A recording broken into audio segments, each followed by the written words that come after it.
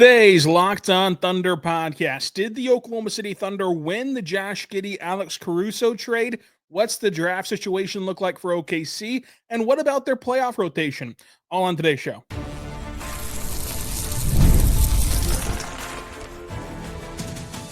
You are Locked On Thunder, your daily Oklahoma City Thunder podcast. Part of the Locked On Podcast Network, your team every day.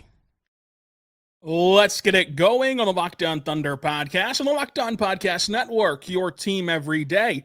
I am your host, media member and beat writer for Thunder on SI, Rylan Stiles. Follow me on Twitter at Rylan_Stiles. Follow the show on Twitter at LOThunderPod. Email the show, LOThunderPod@gmail.com. On today's show, brought to you by FanDuel, we're diving into the Thunder's trade with Josh Giddey and Alex Caruso, nearly a year in the making. Who actually wins the trade? Is there any revisionist history being done? On today's episode, brought to you by FanDuel. Right now, new customers can get $200 in bonus bets when your first $5 bet wins. Hello, Bill Rafferty at the start of the show. But we're back now. We're ready to go. Today's show is all about you. You know, it's about your conversations that you're driving. It's an easy show for me. It makes you guys feel involved. It's a win-win for both sides, much like the trade we're about to talk about. It's also opening day. So, like, what better way to ring in the new baseball season than with a fun show where you guys are driving the conversation? I've got my annual Moneyball rewatch right after this show, where I'm going to sit down and watch the Oakland A's go on a historic run, as I do every year on the night before opening day. The Thunder also play tomorrow, so hopefully the Royals game can shorten up. It's going to start at 3. Hopefully it's done by the time that we got to hit the arena and get ready for work here in OKC. But nonetheless, happy that that's going on. Happy that the Thunder have already won 60 games. It makes our job and lives a lot easier. Let's start with your mailbag questions, though.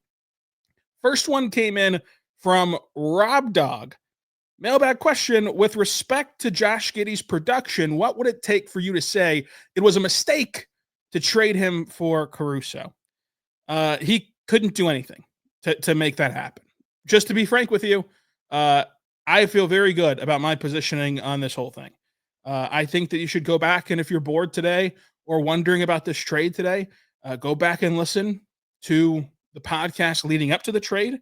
Go back and listen to the podcast on this feed during the trade, after the trade, and consistently throughout the offseason. This is a win for every individual party involved. Every single one of them.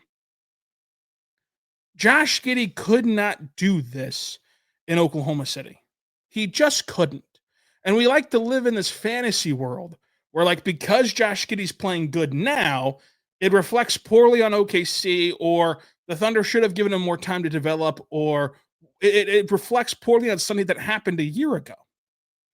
That's not the case at all. He's never going to be good enough to take the ball out of SGA's hands. Just isn't. As I said at the time of the trade, I'm rooting for him to have success. He has had success. This is great. I projected him to have success in Chicago. This is great. When it comes to Oklahoma City, people did the same thing in reverse a year ago, right? A year ago at this time, people were bashing Josh Giddey at every turn. They were calling him a bad basketball player.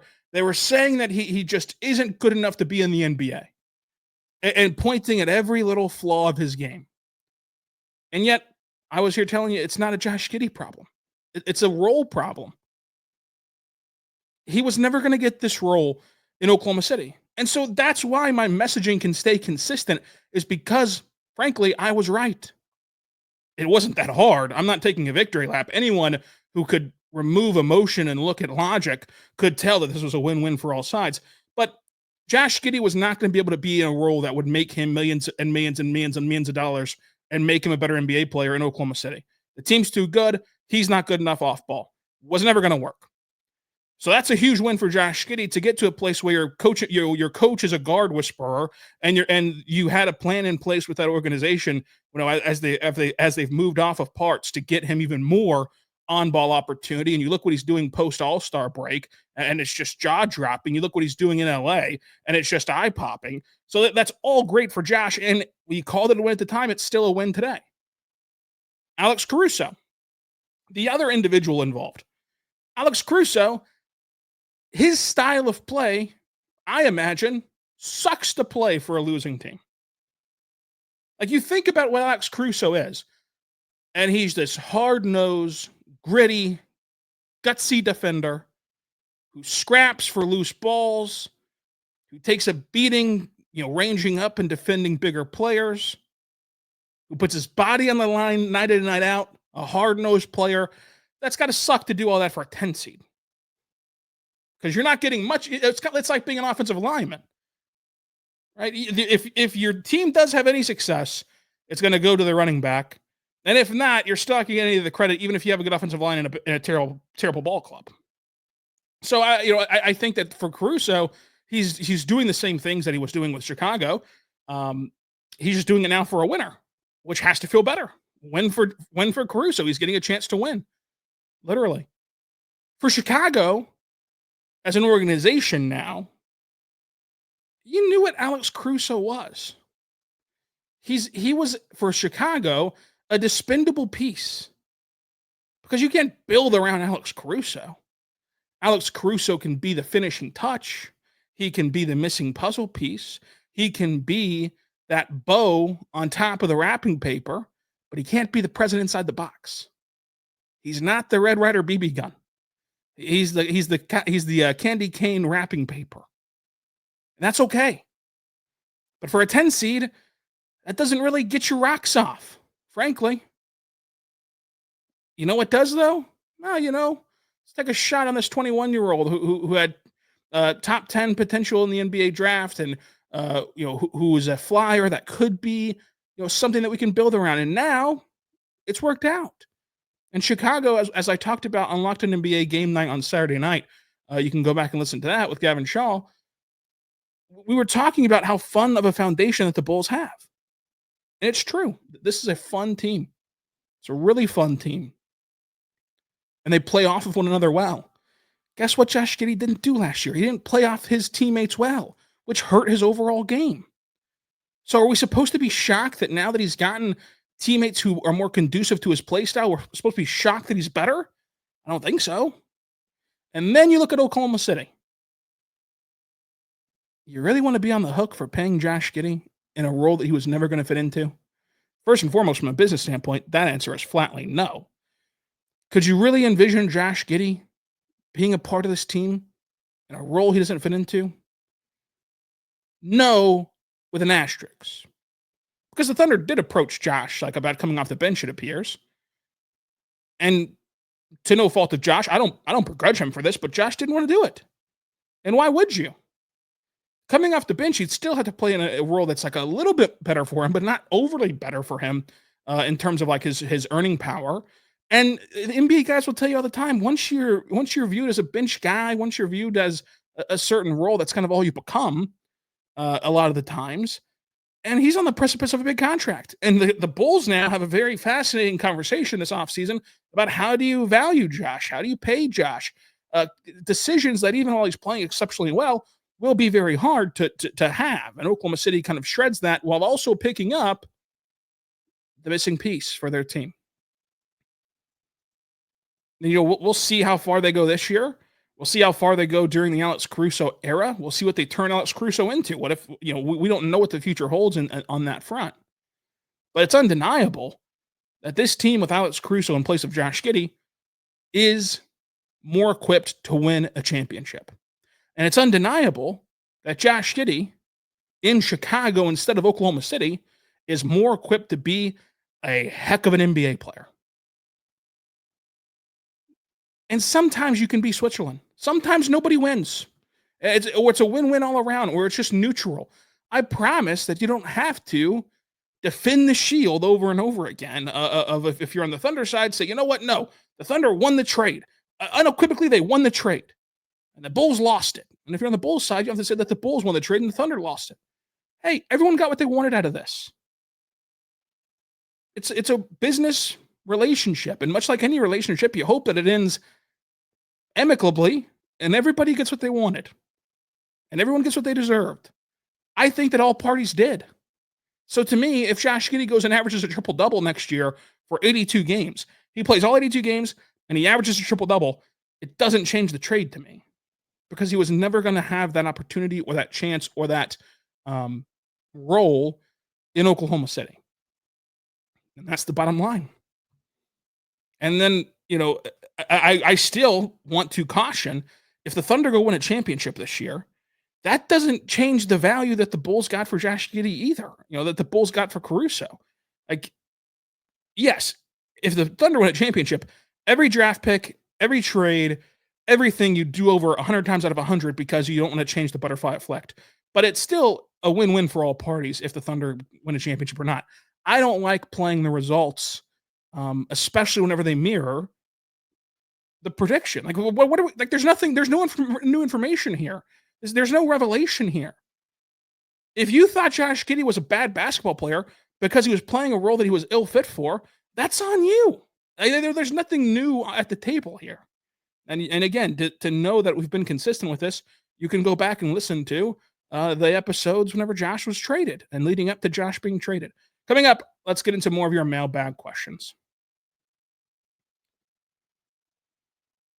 But first, I want to tell you right now, my good friends over at FanDuel, go check out FanDuel today to get started. March Madness is here, and FanDuel is giving you a chance to get in on the action like never before. Right now, new customers can get $200 in bonus bets when your first $5 bet wins. That's $200 in bonus bets on anything from buzzer beaters to Cinderella stories, even who's going to cut the nets down. Make sure you check it out today because the FanDuel app is simple to use. And when you win, you get paid instantly. No waiting around. So visit FanDuel.com to get on the college hoops action all tournament long. You can also check out MLB opening day. And if you're just into the NBA, no fret. The NBA is there for you too, with the Thunder 10.5-point favorites at home tonight against the Memphis Grizzlies at FanDuel.com. We're back on the Locked On Thunder podcast, on the Locked On Podcast Network, your teams every day. Spent a lot of time on that Josh Giddey question. And that means that we have to go through some more questions a bit faster, a bit quicker, and we will do that right now. KJB. I don't know what I said the first time. What did I say? KBJ? That's dyslexia for you. Hand up, hand raise guy. That's on me. And sometimes everybody makes mistakes, right? So you don't have to hide from that. Hand up. Dyslexia got me. It's 1-0 today. I gotta go back to 0-0 tomorrow and figure it out. But it's a battle I fight with every day. So KJB. I'd appreciate a name change from here on out, actually, KJB. I'm just kidding. What's your take on Mark continuing lineup experimentation into the playoffs? I know we have last season's sample size to look at, but due to injuries, this team has had significantly less time to gel. Just wondering if you think that the experimentation will continue into the playoffs. It's semantics, but I think that they're going to be versatile more than experimental, right? I think experimental in nature is like they're going to throw out lineups that we've never seen before. And for one, that'd be increasingly hard to do because Mark has continued to play many different iterations of this team already. But let's say concepts, right? Like concepts of a lineup. So the concept of a plan. Don't want to go down that rabbit hole. The concepts of lineups of like double bigs, single bigs, no bigs, whatever the next evolution of that would be. I think that would become experimenting at that point. Again, semantics. Basically, do I think that Mark is going to play a deep rotation? I do. And I think that can be very advantageous for OKC. And this is a part, this is a prediction that could very well be wrong. My prediction, my hypothesis heading into the playoffs is this team is so talented. This team is so deep. It's the deepest roster in the NBA, one of the deeper rosters in NBA history, frankly. And you have a unique coach who really can't be compared to very many in league history in a sense of what I would call his lack of stubbornness. How many NBA coaches do you know that go into playoff series throughout the history of this league and say, these are my 8 guys. We're not going to deviate. We're not going to change anything. these are my 8. My team's on the floor, right? And they sink or swim with that group, whether it's reputation, money, comfortability, whatever it is that forces them to have that mindset of, okay, this is the way it's always been done. You can only play 8 guys. Who are my 8? And these are my 8, and let's go. That happens all the time. And I think that whenever Mark did that last year, of course, he was questioned about it. And he had a fun back and forth with Tim McMahon, about how Pat Riley disagreed. Pat Riley has a different philosophy, as it's famously coined, of play 8, trust 7. And Mark had a funny quip about, now that you put it that way, of disagreeing with Pat Riley, it's kind of stupid. But frankly, I think it's a good thing that the Thunder are going to do this. My point being, my hypothesis is, on any given night, Mark's going to be able to find someone who's good. Because let's face it, the NBA playoffs is a different beast. Some guys are going to rise to the occasion, some guys aren't. It's a very pressurized moment. It's a very pressurized environment. And just like in the middle of, January, you can have off nights in the middle of May too. You're not a robot come May. You're still human. They're still going to have bad games. I think that the advantage can come from not being stubborn, which Mark isn't. And that can create hey, we're not going to just sit here and sink. If you don't have it that night, that's fine. It'll swing back to you the next game. But for this game, hey, Kenrich, go get in there. It wasn't initially part of the plan, but you know what? Jay will go get in there, or whoever, right? And that he'll just churn through the rotation. And it's such a talented rotation that I feel very strongly that on any given night, he can find a combination that helps them win games, that helps them get back into games, that helps them hang around in games to then have Shea close it out like a closing pitcher going out there for a save. So I think it's actually a good thing, and I think that we will see it continue. But perhaps, that they do zag and do things more conventionally. I just really don't see that happening. Jared says, my question is, what will the Thunder do with 4 first-round picks with a team as deep as the Thunder are? Well, they're not going to have 4 first-round picks. So they're not going to do anything with 4 first-round picks. The thing is, at best, they're going to have 2. At the very best, they'll have that Philadelphia pick convey and have the Clippers pick swap. With the second-round pick being at 45, the second-round pick stuff is not worth calculating right now, not because of talent level, because the Thunder have a great track record of getting value in the second round, but because of roster construction. So in the second round, especially around pick 45, you can then put those guys on 2-way contracts to where you move the goalpost. You push the decision in terms of your question being, how are they going to handle it roster-wise? You push that into the trade deadline versus into the summertime. So as far as what they have to do to manage their roster, at most they're going to have 2 picks. And I know that we're all jacked up on Mountain Dew today because the Thunder have won 60 games and they're very impressive. It's not impossible to find 2 roster spots. It's not. If the Thunder feel that way. You know what else I can do? If they don't feel like there's 2 guys that would be viewed as an upgrade in the first round of this draft, if they do get that 6th pick, they can trade them and then they can kick the can down the road, because the situation at hand is you're not going to have all these guys locked up forever. Now, I think that sometimes people misconstrued that. Your top 3 guys will be locked up forever. Even some of the guys that you already have, like Joe and Wiggins, they're going to be locked up for what feels like forever because they just signed team-friendly bargain bin contracts that I think would be silly to move off of them. But there is those guys in the middle where judgment day is coming and you're going to have to make very tough decisions and you're going to have to balance the second apron and things like that. And that's when you can start having decisions of we really just need to lean on our developmental crew, develop these guys, and get cost-controlled talent in here because this guy's price went up. And at that point, you want those picks then versus now. So they could trade those picks too. It wouldn't shock me if they didn't take anyone in the first round this year and just traded it back into 2030 and worried about it then. It wouldn't shock me if they used both second round picks because, like I said, it's not impossible to find the first round picks, so both first round picks. So they're not going to have 4. At best, they're going to have 2, and then they have roster spots available for 2 guys if they wanted to bring them in. Many people have asked about AJ Mitchell. Drew asked on YouTube, thank you for your efforts of doing the podcast. I appreciate you. Appreciate your level-headed, thoughtful perspective that you provide constantly. You're gonna make me blush up here, so please, get to the question, please. I'm blushing. What do you think about AJ Mitchell's status and his status in the playoffs? Yeah, I mean, I think that people lose track of time. Like the initial press release about AJ Mitchell was 10 to 12 weeks. Today is the 10-week mark. Today is the front end of that evaluation. But yet, for the last month, we've been peppered with questions about, well, what's going to happen with AJ Mitchell? So we're still on the front end of that 10 to 12 week window, for reevaluation. I think that he'll play again this year because we've seen him without the boot. He's moved around well without the boot. They're going to have opportunities, I think, whenever you're looking at the rest of the schedule. We're like, what if that Rockets game? They just don't play anybody. Hey, let's keep everybody home. Let's not play anybody, and then you get a chance to see maybe AJ Mitchell. Who knows? That's just speculation. My purely speculatory answer would be that you do see AJ Mitchell play again this regular season.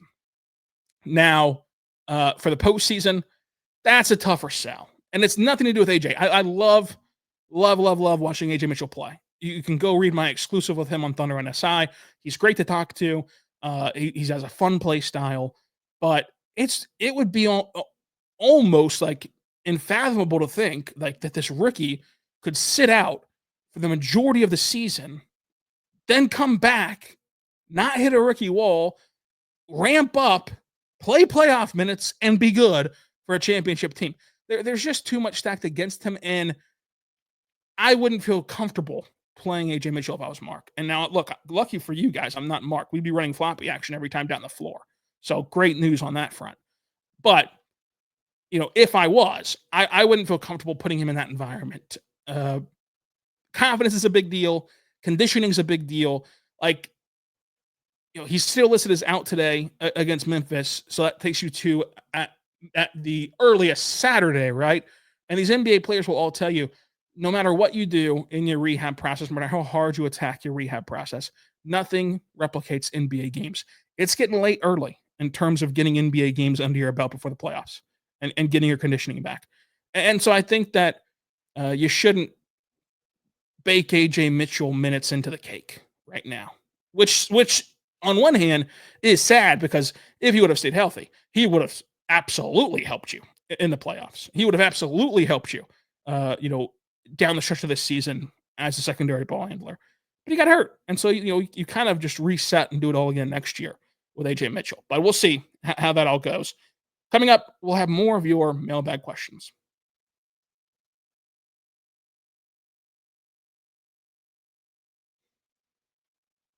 We're back on the Locked On Thunder podcast, on the Locked On Podcast Network, your teams every day.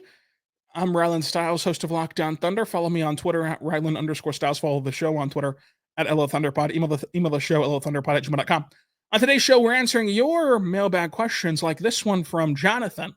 Where did you learn your preacher speaking style or styles? That's a great pun, John. I'm a huge pun guy, as evident by my morning columns being called Styles Points on Thunder NSI. But this is for you to decide. I feel like I don't recognize my own voice. I think I have a pretty terrible voice, frankly. But I've made a living with these pipes, so I guess I have to kind of embrace it. I don't know if I have a preacher style. I mean, I will say, a big part of public speaking and my introduction to it was in a Southern Baptist church, so it's theoretically possible that part of that's slipped in. I think, though, that my main inspirations have been Dan Patrick, Colin Cowherd, Dan Patrick, but mainly Dan Patrick on those two fronts. And so, Dan has a solo show and he has a good cadence. Nick Wright, whenever he had a 610 sports radio in Kansas City and Houston, ironically enough, there's a 610 sports radio station in Kansas City and Houston, both called 610 Sports Radio. Who would have known? I think one of them is called Sports Radio 610, the one in Houston. And now the one in Kansas City is an FM station. So that goes out the window too. I don't know how I've gotten on another tangent, but yeah, sure. You can chalk it up as a preachery style. I think that the root of it, because I don't know that I do this with other people. I think I just do this as an isolated event as a solo host. I think that part of it is when you're in the medium, you have to understand that nobody's or hardly anybody. Maybe one of you is out there being a sicko and only doing this, but most of you aren't just listening to Locked On Thunder right now. You're driving your car. You're getting work done, sending an email, writing kind regards. If you're a Cheers person on your email address, we got to talk, right? You got to explain to me the whole Cheers sign off. I'm a kind regards guy. I can appreciate a good thank you. I can appreciate a good best. The Cheers one, the Cheers, comma, whomever, that's where I get thrown off. And I mean, what are we doing?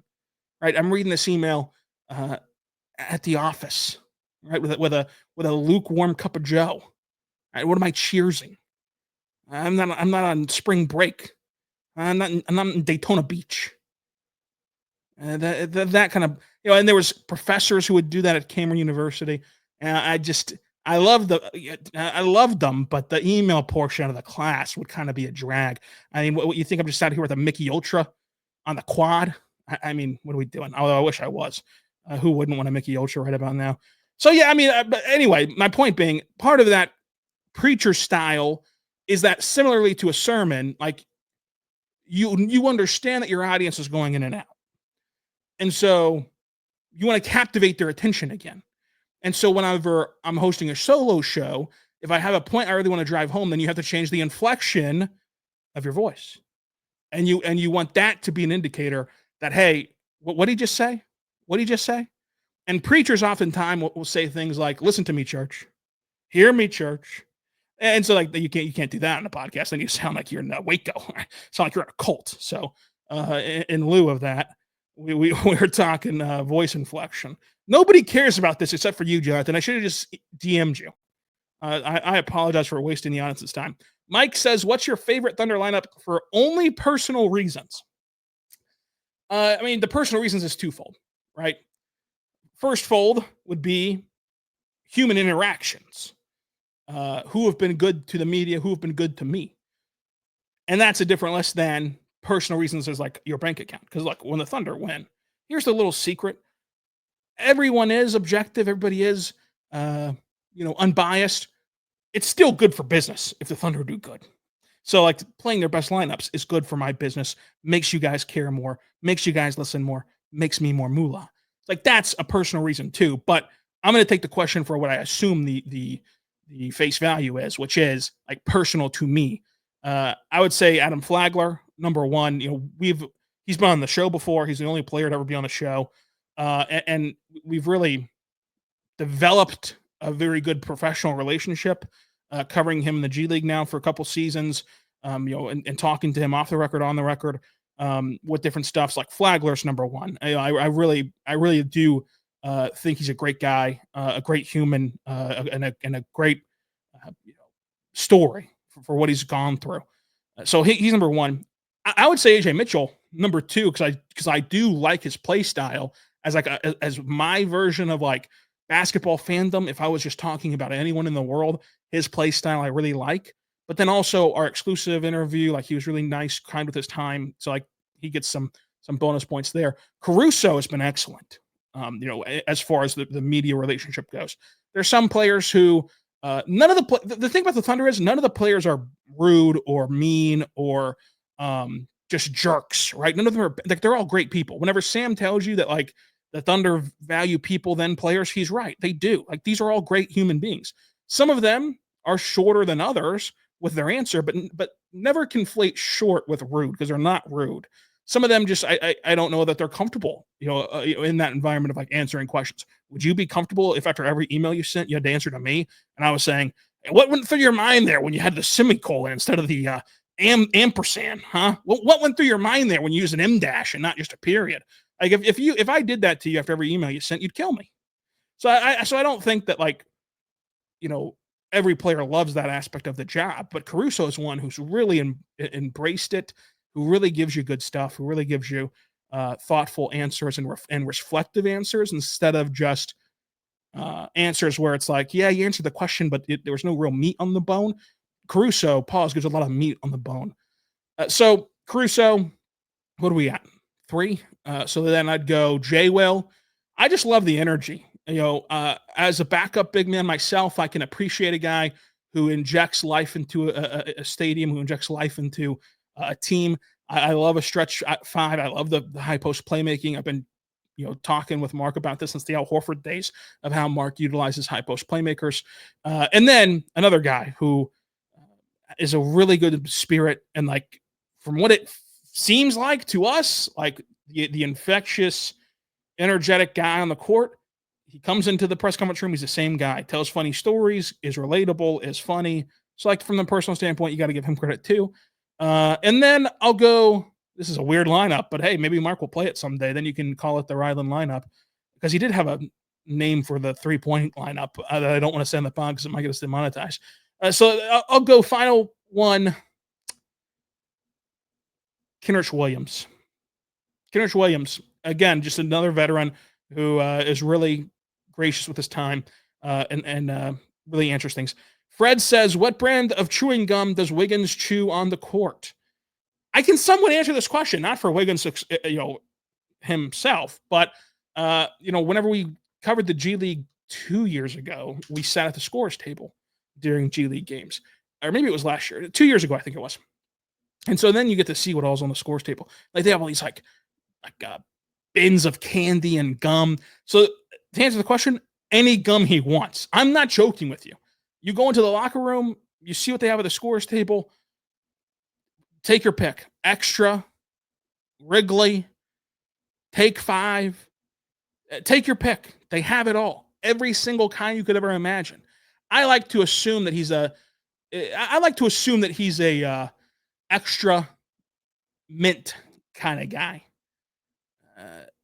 I think he's that kind of guy. And if I had to give a second answer, I would say the green stick of Wrigley gum, the green sticks. What is it? Spearmint, probably is what it's called. Yeah, that's what I would guess. Hoodie Gallo. Hoodie Gallo says, do you prefer chocolatey candy or fruity/sour candy, or are you like Jay Will and consider Reese's, Snickers, Twix, etc. as chocolates and not candy? So this is a question that Jay Will responded to on the Down the Dunk podcast during media day. They have the podcast has a booth, and they get all the players and they answer funny questions like this with our guy Andrew Schlecht. So credit to Down the Dunk. And now you're asking me, putting me on the Andrew Schlecht hot seat. I've been there before. Pause.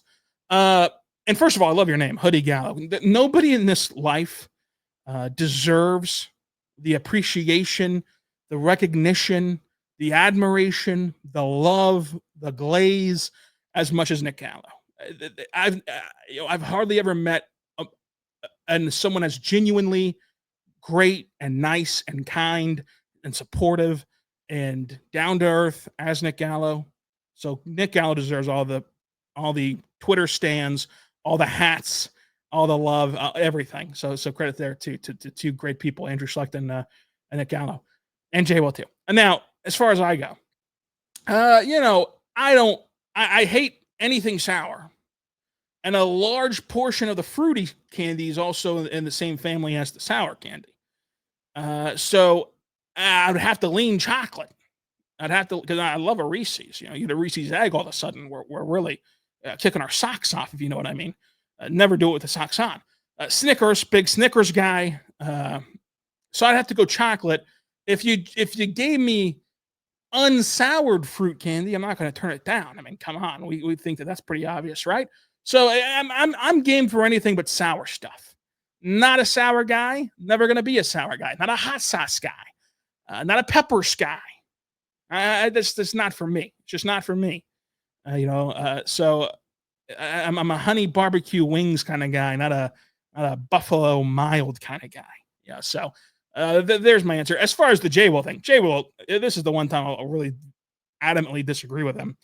A little bit like saying cheers on the end of your emails if you're calling Reese's chocolates and not deeming them candy. Listen to me. You go to a store.